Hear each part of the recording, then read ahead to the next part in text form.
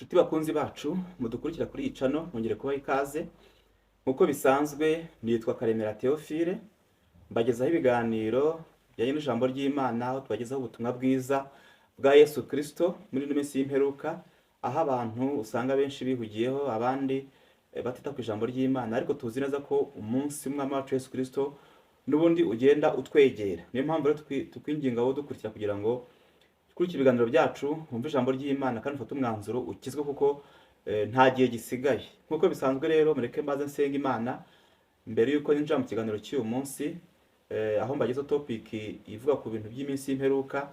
Ariko uyu munsi hari ikiganiro cya kabiri nari nabasezeranyije, nyuma yo dukoze igice cya mbere. Reka mbanze nsenga twinjire mu kiganiro nyirizina. Nongeye gushimira Uwiteka Mana yacu, gushimiye ko uri Imana nziza, uri Imana y'urukundo kandi uri Imana y'amahoro. Warinze ubugingo bwacu iminsi yose yatambutse, turagushimiye. Tugushime kandi uyu muyoboro waduhaye n'uyu mwanya waduhaye kwiga ku ijambo ryawe no kuganira n'abantu batandukanye ku ijambo ryawe. Mwami ndakwiza ukomeze kutwagura kandi ukomeze kuduhishurira, kuko iyi minsi turimo ni iminsi ya nyuma, ni iminsi y'imperuka. Turakwiza ukomeze kuduha imbaraga zo kunesha umwanzi, nubwo ari mazerera nk'intare yivuga ashaka kwaconshomera, ariko uduhe kumurwanya, uduhe imbaraga, udushoboze. Senge iki kiganiro cy'uyu munsi Uwiteka, udushoboze, ubane natwe. Abantu bose bari bugikurikire kandi ubahumura amaso, ubahe gufata ingamba, kandi rwose ndakwinjiza kugira ngo abantu bakire ubutumwa bwiza bashe gukizwa no guhinduka. Tugushime kuri kumwe natwe, senze nizeye mu izina rya Yesu Kristo, amen. Nshuti bakundwa, hari ingingo twaganiriyeho mu minsi yashize. Twaganiriye ku migambi ya Satani yo gusenya umuryango. Hari umukozi wa Satani twaganiriyeho witwa Alice Bailey, wabayeho mu myaka ya kera, ndetse aza gushyiraho intego 10 twise 10 point charter of new world order. Ni intego 10 ngo zigomba kugenzura cyangwa se kugenga imibereho y'isi y'icyo gihe turimo none ahangaha. Bene data nababwiye ko Satani ava mu ijuru yamanukanye umujinya mwinshi, twasomye mu gitabo cy'ibyahishuwe, kandi azi neza ko agiye kurimbuka, azi ko asigaje igihe gitoya. Niyo mpamvu arimo akorana umwete kugira ngo arusheho kuzarimbuza abantu benshi. Niyo mpamvu rero tubategurira ibi biganiro kugira ngo mukomeze kuba maso bene data, mumenye amayeri, mumenye imikorere y'imbaraga z'umwijima muri iyi minsi igamije kurimbuza abantu. Twabwiye ku ngingo zigera ku 10 z'uyu mukozi wa Satani zitwa 10 point charter of new world order. Ariko munyemerere mbanze nsomere ijambo ry'Imana. Turebe igitabo cya mbere, ibaruwa ya mbere ya Petero, ibice byaho 5, wenda duhere ku murongo wa 7. Ni ibaruwa ya Petero cyangwa se urwandiko rwa mbere rwa Petero, ibice 5 duhere ku murongo wa 7. Reka dusome mu izina rya Yesu. Haranditse ngo muyikoreze amaganya yanyu yose kuko yita kuri mwe. Mwirinde ibisindisha mube maso, kuko umurezi wanyu Satani azerera nk'intare yivuga ashaka kubaconshomera.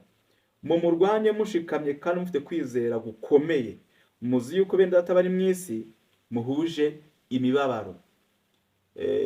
Bakundwa, iri jambo ritubwiye ko dukwiye kuba maso kandi ngo tukirinda ibisindisha. Muri iyi minsi hari ibintu byinshi biri gusindisha abantu bigatuma bataba maso, bagasinzira. Kandi mu by'ukuri si igihe cyo gusinzira, ni igihe cyo kuba maso, kuko umwami wacu Yesu Kristo ari hafi kuza gutwara itorero rye. Niyo mpamvu iri jambo ritubwiye ngo murwanye Satani, kuko ngo ameze nk'intare yivuga. Mbonereho kuvuguruza inyigisho z'ubuyobe zibwira abantu ko Satani aboshye, ngo aboheye ni kuzimu. Oya, ntabwo aboshye. Satani arazerera, ntabwo umuntu uboshye azerera. Ijambo ritubwiye ko azerera, ni inzererezi, ameze ngo nk'intare yivuga ishaka uwo yaconshomera. Rero ntimurangazwe n'ibyo bintu ngo bakubwire ko Satani ngaraboshye buriya ngatuma abadayimoni bakabohereza. Oya, Satani ntabwo aboshye, arazerera kandi ngashaka uwo yaconshomera. Niyo mpamvu ukwiriye kuba maso kugira ngo utarangazwa n'iyo myigishirize y'ibinyoma cyangwa se y'ubuyobe iteragana, ituma abantu bateragana nk'umuraba hirya no hino. Rero ijambo ritubwiye ngo tumurwanye dushikamye, dufite kwizera gukomeye. Niyo mpamvu dukeneye kumenya rero imwe mu mikorere ya Satani na zimwe mu ngamba afite kugira ngo arimbuze abantu benshi, asenye n'itorero. Nababwiye rero mu gice cya mbere cy'iki kiganiro twakoze ubushize yuko uyu mukozi wa Satani witwa Alice Bailey, ni umunyamerikakazi, yasetinze intego 10 zigamije gusenya umuryango wa Gikristo twabiganiriyeho ubushize tubona izo ngingo. Reka bino mbibutse muri make nihuse. Ingingo ya mbere havugaga ngo gukuraho imyigishirize ya gikristo mu mashuri, cyangwa se kuvanaho uburyo abana bigishwa imigenzo n'imico ya gikristo mu mashuri. Ibyo twabibonye mu buryo burambuye. Ingingo ya kabiri twaganiriyeho yaravugaga ngo gusenya umuryango wa gikristo hakurwaho uburyo ababyeyi bahanahanaga cyangwa se ababyeyi bahaga abana babo uburere n'amahame ya gikristo. Kwa kundi umubyeyi afata umwanya akaganiriza abana be ku mahame ya gikristo n'inyigisho za gikristo ku mwana we. Iyi minsi none rero ababyeyi benshi usanga barihugiyeho kubera akazi, urabyumva n'ubuzima bwarushaho guhenda. Ibi byose biri mu mugambi wa Satani kugira ngo abana bacu bazabeho nta burere, barerwe na televiziyo. Turabona mu ngingo iri imbere uburyo televiziyo zangiza abana ku rwego rwo hejuru. Ingingo ya kane twaganiriyeho yaravuze ngo gukwirakwiza ubusambanyi mu rubyiruko mu kintu cyiswe sexual promiscuity. Twabonye ko ari ubusambanyi bukorwa n'urubyiruko mu buryo bwagutseho, umuntu umwe ashobora gusambana n'abantu barenga 10 kandi byiswe copinage cyangwa se ubucuti, bigasa nk'ari imikino. Ibyo rero birahari kandi urubyiruko rwacu ruri kwangirika kubera ko ni imigambi ya Satani kandi yabishyize arimo abishyira mu bikorwa. Niyo mpamvu twebwe nk'abakristo dukwiriye kuba maso, nabye ko dukwiriye kubera maso umuryango, tugasengera abana bacu kugira ngo Imana ibarengere. Ingingo ya gatanu yitwaga guhatira za leta koroshya amategeko ya za divorce kugira ngo umuryango urusheho gusenyuka. Ngira ngo muri minsi muri kubibona, amaso yanyu bireba, nta nubwo rwose bisaba n'ubushakashatsi buhambaye, ingo ziri gusenyuka ku rwego rwo hejuru. Hariho ibintu byitwa ubusambanyi, abantu bari gucana inyuma, imiryango iri kwicana, ni ibintu biteye ubwoba. Rero uyu ni umugambi wa Satani uri kugenda ushyirwa mu bikorwa kugira ngo umuryango ugende usenyuka. Buryo mu minsi iri imbere bizaba bikomeye kuzabona umuryango wa gikristo, umuryango wuzuye ufite agaciro z'abantu b'Imana, kubera ko Satani ari gusenya umuryango ku rwego rwo hejuru. Ingaruka zirimo, urumva umuryango ukoze divorce, baratandukanye, bafite abana wenda 4. Urukiko ruravuze ruterekana no tubahe umubyeyi w'umugore uzabarera, umugabo ujye utanga indezo. Uyu mugore bahaye abana 4 azabarera abonye n'abashobore, kandi uyu mugabo nawe icyatumye batandukana ntugire ngo wenda arakunda aba bana, kuko n'ubundi umuntu ufata umwanzuro wo gutandukana n'umuntu bashakanye, abana bakabasiga akagenda, n'ubundi ntago bitaho. Usanga rero abana bahindutse inzererezi mu muhanda, bikaba ibibazo bikomeye cyane, umuryango ukahangirikira.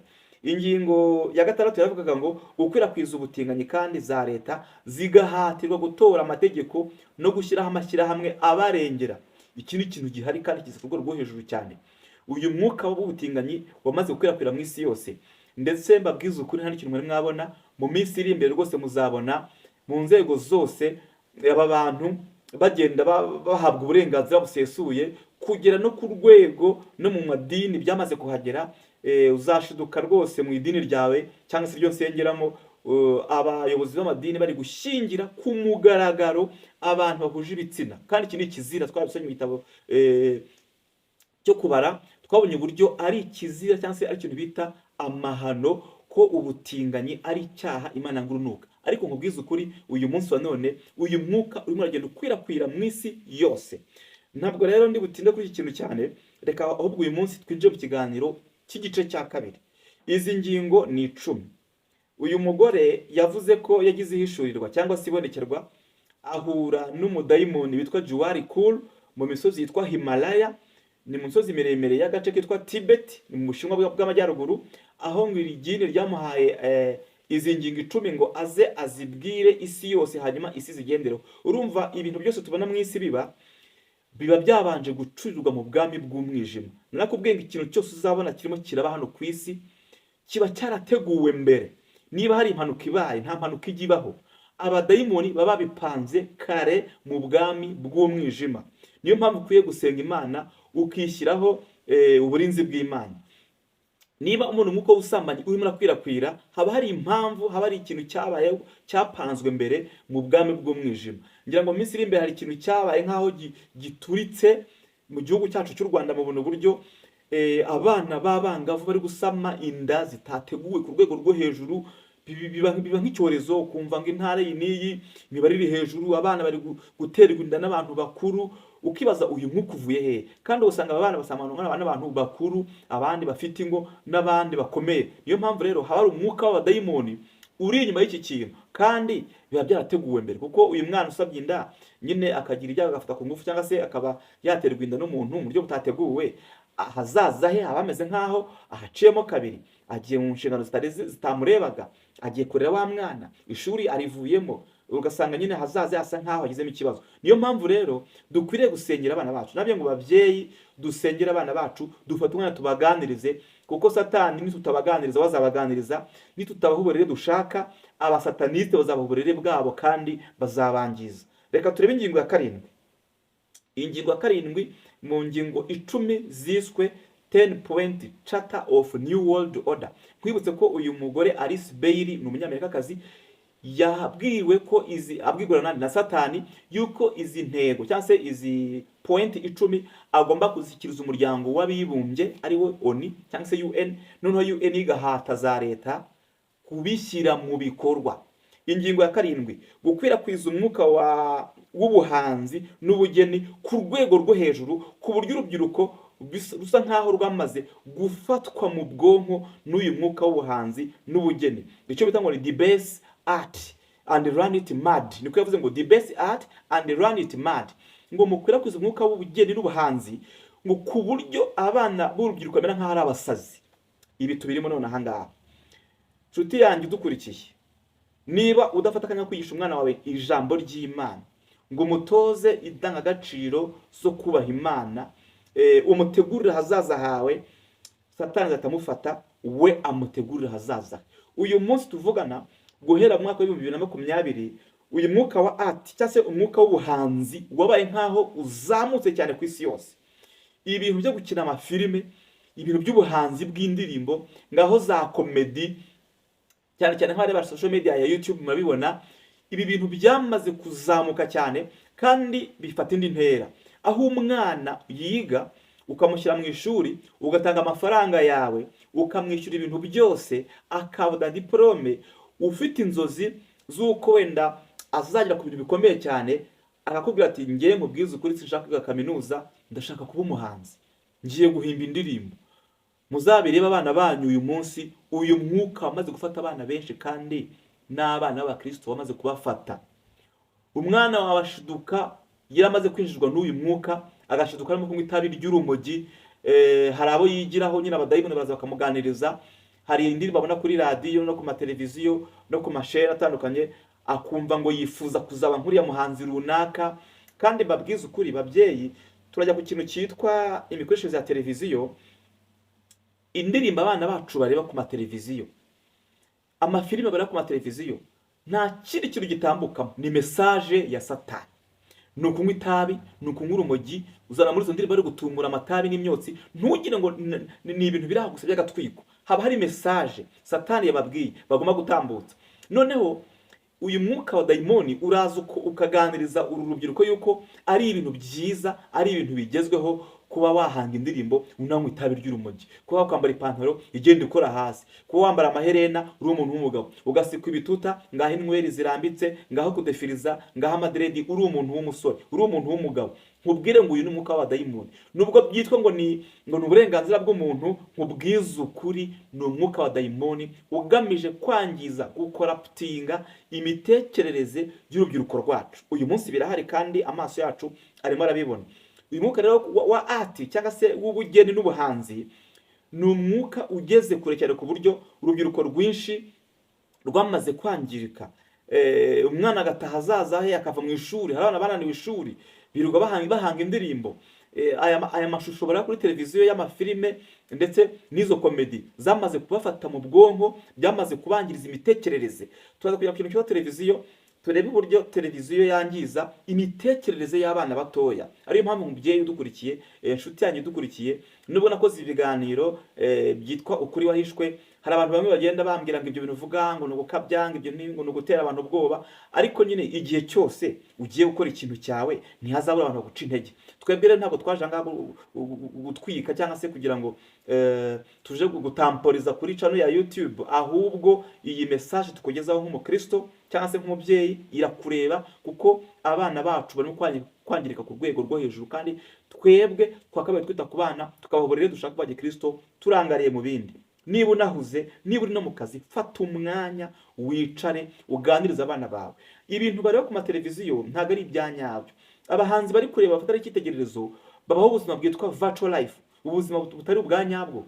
Umwana akumva nawe azajya kuba muri Amerika, ariwo mwuka uri gutuma abantu barimo kurohama mu nyanja ya Mediterane ku bwinshi, ngo bari gushaka ubuzima i Burayi. Nyamara nkubwiza ukuri, uyu ni umwuka w'abadayimoni ubyishimo kugira ngo umuryango ukomeze gusenyuka. Reka wenda uyu mwuka wa art nse nkaho nkurenga, njye ku ngingo ya 8. Ingingo ya 8, Alice Bailey yaravuze ngo mukoreshe itangazamakuru mu guhindura imitekerereze y'abatuye ku isi. Use the media to change the mindset. Nkubwire ko televiziyo ari umwarimu. Nk'uko umunyeshuri yicara imbere y'umwarimu akamubwira, akamwigisha amasomo runaka, umunyeshuri akayafata ku bwonko bwe, niko televiziyo yigisha, cyangwa se niko itangazamakuru rifite influence cyangwa se imbaraga ku bantu bayitega amatwi. Niyo mpamvu nawe dukurikiye, uko ukurikira ibiganiro byanjye cyane, bizagera nyine bigufata ubikunda, bigustikinge ku bwonko ku buryo ukuba interested cyangwa se kuba wumva ubikeneye kubyumva, wumva urabishaka. Niyo mpamvu rero umuntu ujya kuri media, ku itangazamakuru, akakura ibintu bibi bigafata ku bwonko n'imitekerereze ye, biramwangiza. Kimwe n'ureba ibintu byiza nk'ibiganiro tubagezaho by'ijambo ry'Imana, biukangurira kuba maso. Ijambo ryavuze ngo mube maso murwanye Satani kandi nawe azabahunga. Nabwo ugenda ubikurikira, bifata ku bwonko bwawe kandi bigatunga umuntu w'imbere. Nkibutse ko umuntu w'imbere cyangwa se umuntu w'ubugingo akeneye gutungwa n'ijambo ry'Imana, akeneye gutungwa n'ibiganiro nk'ibi ngibi tukugezaho, aho kujya gutungwa na za ndirimbo. Ariko ubundi uri umukristo ukabera indirimbo z'abantu bambaye ubusa, ureba indirimbo z'abantu banywa amatabi, kandi ni message ya Satani mo kwakiriza ku bwonko bwawe, ubundi urumva ngubwo byazakumarira iki? Uretse kukwangiza ku mitekerereze, hari ikintu byakumarira. Niyo mpamvu tukugira inama mwene data kugira ngo wowe wakanze subscribe, ukore na share ibiganiro byacu. Ariko nibutsa naho utarakana subscribe kugira ngo nyamuneka mukane subscribe kuri channel yacu kugira ngo ibiganiro nk'ibi ngibi bitazagucika. Televiziyo rero zigira uruhare runini mu kwangiza abana mu mitekerereze. Hari ikigo cy'ubushakashatsi cyo muri Leta Zunze Ubumwe za Amerika cyitwa Kaiser Family Foundation, cyavuze ko ubushakashatsi cyakoze abana byibura 2/3 bari munsi y'imyaka 6 bashobora kwicara kuri televiziyo bakayireba amasaha 2 ku munsi. Tekereza amasaha 2 ku munsi, umwana uri munsi y'imyaka 6 ari kuri televiziyo, ari kureba indirimbo z'abantu baririmba bambaye ubusa, ari kureba ifilime z'abantu bakina amafilime barimo gusomana, arimo kureba amashusho y'abantu barimo gusambana muri ayo mafilime yabo, n'ibindi bisa bityo, abatumura amatabi. Ubwonko bwe, kuko umwana atazi gutandukanya nyine icyiza n'ikibi, umwana bari umwana, ntabwo ubwonko bwe bushobora kuyungura ngo menye ngo biriya ngo ntabwo ari byo ngo bakinaga. Oya, we abazi ko ari bwo buzima, abazi ko ariyo life abantu akwiye kubamo. Umwana bazakura yaramaze kwangirika, kuzagera ku rwego wowe udashobora kubihagarika. Uyu munsi hari abana usanga baramaze kuba ibirara, ababyeyi barumiwe, barabaye indaya. Kubera iki? Kubera yarezwe na televiziyo. Umubyeyi nta mwanya afite w'umwana we ngo amwigishe indangagaciro za Gikristo, amuganirize, amubwira ati biriya bintu uri kureba kuri televiziyo ntabwo ari byiza, ndetse niba n'abana ngombwa umubyeyi amuhitiremo ibyo akwiriye kureba. None abana bacu nta mwanya tukibabonera. Ababyeyi bamwe baguriye abana babo za wifi, mu rugo afite internet, afite laptop, afite tablet, ajyaho kuri YouTube, murabona amashusho ari kuri YouTube, abantu bashyira ibintu bishakiye, hari abigisha ibintu by'ibitsina, iby'ubusambanyi n'ibindi biteye ubwoba. Umwana akaba free yo kureba ibyo bintu. Niyo mpamvu umwana wazangirika. Kubera iki? Nta mwanya ufite wo kumwigisha. Nakubwiye ngo rero nitudafata akanya ngo twigishe abana bacu indangagaciro za Gikristo, Satani we n'abakozi be bazabafata kandi babigishe, bizatume rero kuzabagarura bizatugora cyane. Ariyo mpamvu ijambo yatubwiye ngo mube maso. Satani arazereye, ameze nk'intare yivuga, arashaka uwo yaconshomera. Umwe mu bo ashaka guconshomera ni umuryango, n'abana. Ni mpamvu nkubwira ngo wowe udukurikiye, menya ibintu abana bareba kuri televiziyo. menya ibintu abana bajya bareba kuri iyo tablet wabahaye, iyo wifi wabahaye ni byiza, ariko se bayikoresha ibafitiye akamaro cyangwa ahubwo birimo birabangiza. Niyo mpamvu uyu mushakashatsi wo mu kigo cyitwa Kaiser Foundation Family yagaragaje uburyo televiziyo ari undi mwarimu ushobora kwangiza abana bacu ku kigero cyo hejuru. Nk'umuntu mukuru we birumvikana ashobora kubasha kubitandukanya, ariko si umwana ugira ngo yabasha kubitandukanya ngo amenye ngo ibi ngibi ni byo cyangwa se ibi si byo, ibi ni byiza ntabwo ari byiza. Rero dukeneye kuba hafi y'abana bacu kugira ngo nyaboneka tubigishe indangagaciro za gikristo.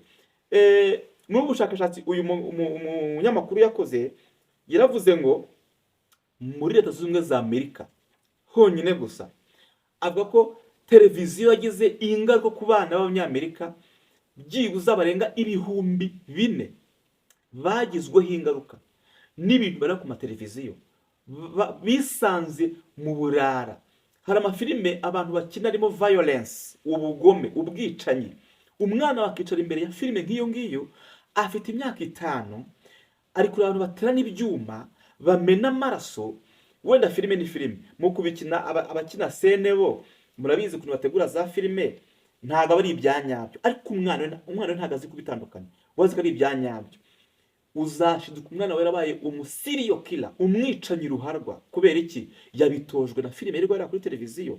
Izi case zirahari. Hari case yabaye muri Kenya mu mwaka wa 2019 2020 gutyo. Hari case yabaye muri Kenya, umwana w'umwadolesa yigaga muri mwaka wa 3 mu wa 4 secondaire ngira ngo, umunsi umwe ajya kuri televiziyo areba filime. Iyo filime yari filime ya seri. Aya maseri abantu barimo kureba azabakoraho. Noneho uyu mwana abona iyo filime harimo umuntu w'umwicanyi serial killer ruharwa udatinya kwica abantu, agakata abantu imitwe musoka ukuraho amaso agatungereza. Noneho we yarangiza uwo muntu urumva wakinaga iyo sene agasa nkaho yinjoyinze icyo kintu. Kumbe mwenda to dukurikiye abadayimoni bava muri televiziyo binjira muri wa mwana w'umwadolesa uri kureba ibi bintu, baramukoraputinga mu mitekerereze ye. Amajwi y'abadayimoni amubwira ko akwiriye kwica ababyeyi be nk'uko yabibonye muri ya filime. Urumva abadayimoni bo ni umwuka, ni spirit. Bamaze kumwinjira mu bitekerezo, umwana ahaguruka kurekara ajya mu rugo, ajya kureba ababyeyi hano bari ngo afata icyuma agenda hose yarari nawe umubwira izo mbaraga, afata se amutera icyuma aramwica, amukata umutwe nk'uko muri ya filime byari bimeze. Ajya ku mubyeyi we mama we amukata umutwe, ajya kuri mushiki we nawe amukata umutwe. Abantu 3 arabica. Kandi urumva ni umwana w'umwadolesa imyaka 13 14, ntabwo mu by'ukuri mu mbaraga zacyo umuntu icyo kintu yagishobora, ariko ko yari amaze kwinjirwa n'uko abadayimoni yarabikoze. Hanyuma birangiye abadayimoni nta kindi bashakaga, bishakiraga ibitambo by'amaraso. Abadayimoni batunzwe n'iki? Abadayimoni banywa amaraso y'abantu bapfuye b'abanyabyaha bakarya inyama zabo. Ibyo byumve kandi ubimenye. Ukeneye gukizwa kugira ngo umunsi umwe tuzawe ibyo kurya by'abadayimoni. Bamaze kwica abo bantu rero, amaze kwica ababyeyi be no mushiki we, wa mwana arangije abadayimoni bamuvamo. Bamuvuyemo asa nk'agaruye ubwenge, asanga yakoze amahano. Yitwara kuri polisi. Polisi amaze ngo byagenze bite? Arabwira ati jewe narimo ndiba filime runaka. Arayibasobanura ati ngiye kumva numva ikintu kirambwiye ngo ningende fate mama na papa mbatera icyuma hanyuma mbice na mushiki wanjye. Ati rero nshidutse byabaye, ati ngaruye ubwenge mbaga ntazi ukuntu byagenze, ati mbona bapfuye ndizanye ngo ni mu mfunge. Biteye ubwoba bene data. Dukeneye gusengera urubyiruko, gusengera abana bacu, gusengera imiryango yacu, kubera yuko Satani ntabwo aboroheye. Izi case mu Rwanda zarabaye. Umuntu akica umugore we, akitwara kuri polisi, bakamaze byagenze bite, akavuga ati je sizi ukuntu byanje bone ufishe ikintu kije, ukubita beretse ndamwica. Ati nyuma yaho ngaruye ubwenge nsanga namwishe ntazi icyo twapfuye. Kandi nta makimbe ntibagirana. Ubu n'umwuka w'abadayimoni uri inyuma y'ibi bintu. Rero dukeneye kuba maso, bakristo dukeneye kuba maso, bene dukeneye kuba maso kugira ngo dusengere imiryango yacu kugira ngo nyamuneka abana bacu, urubyiruko rw'iki gihe ruzavemo abantu bazima, bazayobora igihugu ndetse n'itorero kandi bafite indangagaciro za gikristo. Intego ya 9, intego ya CEDER avuga ngo create interfaith movement. Interfaith movement ni igiki? Ni ikintu gihuriweho n'imyemerere n'imyizere n'imisengere y'uburyo bwose. Mu yandi magambo ni ugushyiraho idini rimwe ku isi yose. Ni ingingo ya 9. Uyu Alice Bell yavuze ngo promote other faiths to be in part of with Christianity. Yaravuze ngo mu promoting, muzamure imyumvire ivuga ko ubukristo nabwo bumeze nk'iyindi miteke, nk'iyindi myizerere, nk'indi misengere. Mu minsi yashize wenda muri za 1998 ubwo niho nzi ngewe abakristo, reka mvuge wenda nkaho nzi amadini ya giprotestanti, imvuga ntyo wenda vuga abadeperi, abadivantiste, byari bigoye ko umuntu ava mu badivantiste ngaje kubwiriza wenda mu banyagatolika.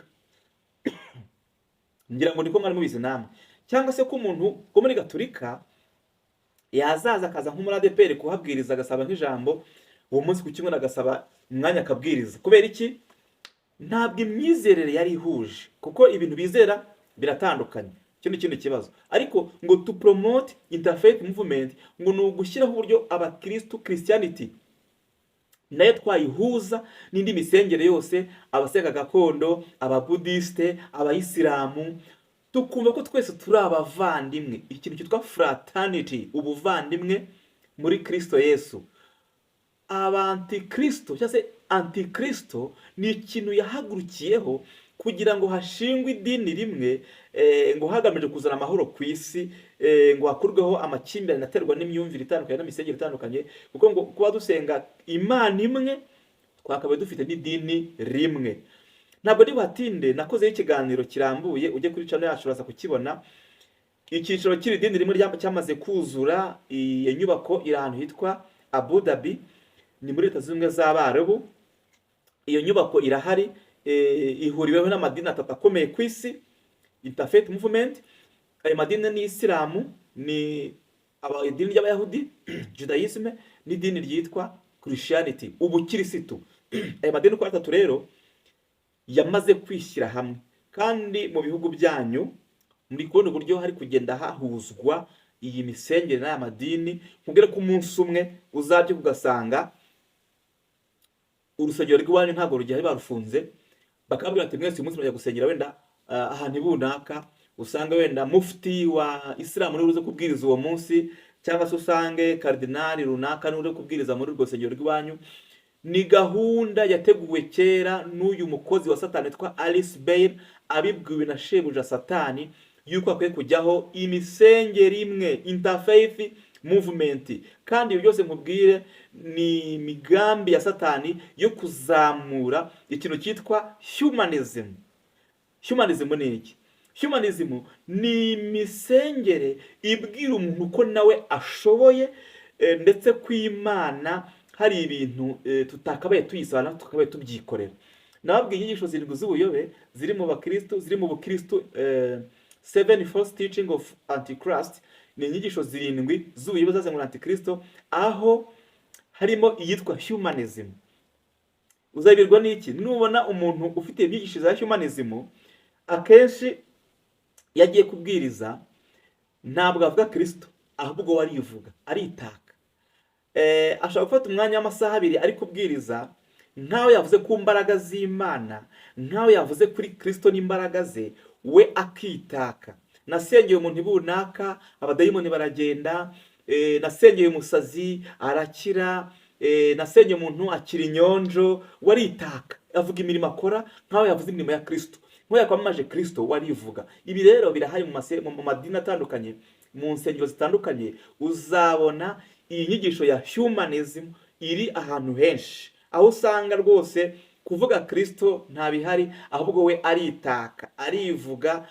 Nagiye ibunaka nsengera umusazi, nasengeye kanaka, Imana iramusubiza, bigatuma yireherezaho abigishwa. Niko Paulo yandikiye Timoteyo, aravuga ngo mu minsi ya nyuma hazaza abigisha b'ibinyoma, ngo bikururira abigishwa inyuma yabo kugira ngo bababonemo ikintu bita indamo. Kandi abantu bo minsi y'imperuka nabo bakeneye, ngo ntabwo bakeneye kumva ijambo ry'Imana, ngo amatwi yabo azaba barya, badashaka kumva ukuri, ngo ahubwo bashaka kumva inyigisho zihuje n'amarari yabo n'ibyo bifuza. Niyo mpamvu uyu munsi rero aba bahanuzi ba Satani b'ibinyoma bari kubizeza ibitangaza, bakabaha amaviza atabaho, bakabwira ibintu byo gukora ku marangamutima yabo nk'aho batunze urutoki icyaha. Nkwibutse ko inyigisho ya humanism idatunga icyaha urutoki, itabwira abantu ko bakwiye kwihana, ahubwo byose biremewe. Uzabona mu nsengero zanyu musengera abasinzi izo arizo. Nababwiye ko ntajanga guhangana n'insengero n'amadini runaka, ahubwo ndakubwira ukuri kw'ijambo ry'Imana kugira ngo wowe ukizwe, wakire Yesu umwami n'umukiza, uve mu kigare cy'idini. Shuje cyane abantu bose bafite umuhamagaro wo kubwira abantu ukuri kw'ijambo ry'Imana. By'umwihariko ndagusuje inshuti yanjye Bibiana aho uri hose, umukozi w'Imana, Imana ikwagure cyane. Rero iyo ngingo ya 9 ivuga ngo create an interfaith movement, ni ibintu byateguwe kera kandi uyu munsi biri gushyirwa mu bikorwa kandi biri kwihuta cyane. Satani azi ko asigaje igihe gito kubera yuko iminsi yamugendanye. Ingingo ya 10 ari nayo ya nyuma tugiye gusorezaho iki kiganiro, ni ingingo uyu mukozi Satani witwa Alice Bailey yavuze ngo get the government to make all these laws and the church to endorse these changes. Mutegeke za leta ndetse n'amadini gushyira mu bikorwa izi ntego ko ari 10 ndetse no guharanira ko habaho izi mpinduka. Nshuti bene data, hari ikiganiro nabakoreye kibabwira nababwiraga uburyo maraya ukomeye ahetswe n'inyamaswa. Jya kuri channel yacu uraza kukibona. Twabonye ko maraya ukomeye ari idini ry'ikinyoma. Amadini yose yiyitirira Kristo, ariko wabona imikurire yabo n'imbuto zabo n'ahajya n'abantu ukabona n'ukurimbuka. Inyamaswa twavuze ko ari political system, ni systeme y'ubutegetsi bw'isi yose muri rusange, aho bufatanya agatoki n'iri dini kugira ngo bajye kurimbuza abantu. Nakubwiye ko aba bamaze kugusha ubugingo bwabo kwa Satani, nta mpuhwe rero bagufitiye.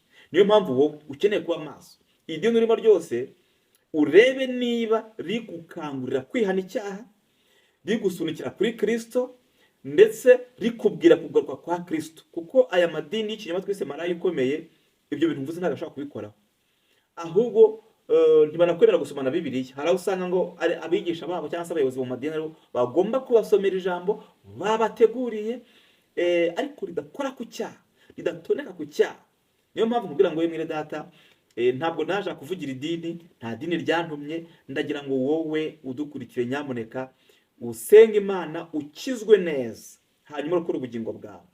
Za leta zose z'isi rero zitegekwa gushyira mu bikorwa aya mahame uko ari 10, ndetse n'amadini kugira ngo abantu babishyire mu bikorwa nk'uko byateguwe muri systeme ya Satani. Nyine urabyumva, ushaka abaturage cyangwa se abantu batuye ku isi bose bari munsi y'ubutware bw'ubuyobozi bwa za leta zabo.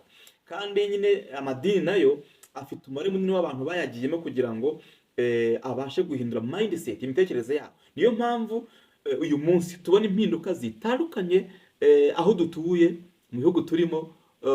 Muzi case ya covid ejo bundi ukuntu byagenze, kuri isi yose yahise ifungiranwa mu kantu kamwe, guma mu rugo, nta kunyeganyega. Ibi byose byarateguwe inshuti yanjye dukurikiye. Niyo mpamvu wowe dukurikira rero ube maso. Ijambo twasomye muri Petero wa mbere ibice 5:8 havuze ngo umwanzi wacu Satani arazerera nk'intare yivuga, ashaka uwo yaconcomera. Tumurwanye dushikamye, dufite kwizera gukomeye. Niyo mpamvu nkwingiza kugira ngo nyamuneka ukizwe, wakire Yesu umwami n'umukiza, urokora ubugingo bwawe. Izi ngingo ko ari 10 tuzinyuze mu buryo bwihuse, turazirangije. Ibisigaye nawe wazikora ubushakashatsi. Nakubwiye ko ibiganiro nkugezaho atari ihame ko byakira nka hari ihame. Nsubuje abantu bajya bantuka, mbabwire yuko nubwo byibura utanakizwa ari kugira ikinyabupfura. Kuko niba udakeneye kumva iki kiganiro, cyihorere n'uburenganzira bwawe, giskipinga rwose kireke. Kwirirwa rero tuko umuntu ntacyo byakomarira. Ariko birumvikana nyine ubutumwa bwiza nicyo buvuze. Iyo tuvuze ubutumwa bwiza nyine bw'ubwami bw'Imana bubwira abantu kwihana, isi iratwanga. Niko byagenze ku ntumwa, babwirije abantu ubutumwa bwiza. Abafarisayo n'abatambyi babira ngo ntimwongere, turabihanangirije kuvuga no kubwiriza ku bw'iryo zina. barazikubita, barazifungirana muri gereza, barazirekura bazihanangirije. Bapfuye kuzirekura gusa, zisubira mu muhanda kubwiriza Yesu. Niyo mpamvu ubutumwa bwiza nyine budukururira akaga, niyo mpamvu nyine bikurya mu matwi, ntabwo ukeneye kubyumva, ariko birakureba. Kuko abantu b'iyi minsi ya none mu gihe kiyobageza, ngo bakeneye kumva ibihwanye n'iby'amatwi yabo bakeneye kumva, cyangwa se n'irari ryabo. Ariko mubwiza ukuri, niba udakeneye kumva ibi biganiro, byihorere. Kwirirwa utuka umuntu ntacyo byakumarira, ahubwo by'iskipinga rwose nta mpamvu. Ariko wowe udukurikira, ndagushimira, Imana iguhe umugisha. Ibi biganiro niba warabikunze, bisangiza abandi, kugira ngo ukuri kw'ijambo ry'Imana kugere ku bandi.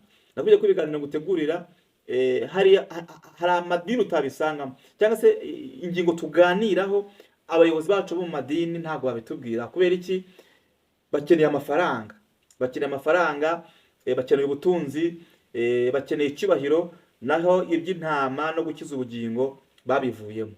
Munyemerere dusoze ikiganiro cyacu igice cya kabiri ahangaha, dusenga Imana. Wowe udukurikiye turakora subscribe, nkwibutse ko ukanda subscribe hepfo ku kiganiro, kandi Imana iguha umugisha, uri agaciro kenshi cyane. Reka dusenga Imana. Imana yo mu ijuru ibaha umugisha. Nongeye gushimira Uwiteka Mana yacu, ngushimiye ko udushoboje kuri iki kiganiro. Iyi minsi ya nyuma ni iminsi iteye ubwoba. Satani n'abambari bagambiriye kurimbuza ubwoko bwawe ndetse n'abantu benshi, ndetse mu kiganiro dukoze tubonye uburyo Satani yagambiriye gusenya umuryango wa Gikristo. Dusenge abantu bose dukurikiye aho bari hose, ngo bashyigikire, ubacire inzira, bashoboze, ubahe imbaraga. Ababyeyi bite ku bana babo, baganirize, babigishe ijambo ry'Imana, babashyiremo izi ndangagaciro za Gikristo, kugira ngo tuzagire urubyiruko rw'ahazaza rufite indangagaciro z'ijambo ry'Imana. Turagushimira ko gusenga kwacu, senge umuntu wese ucyumva kimufashe, kiraho kimukura, kiraho kimugeza, kandi afata ingamba zitandukanye kugira ngo abashe gukizwa. Senze nizeye, mu izina rya Yesu turakoze, amen.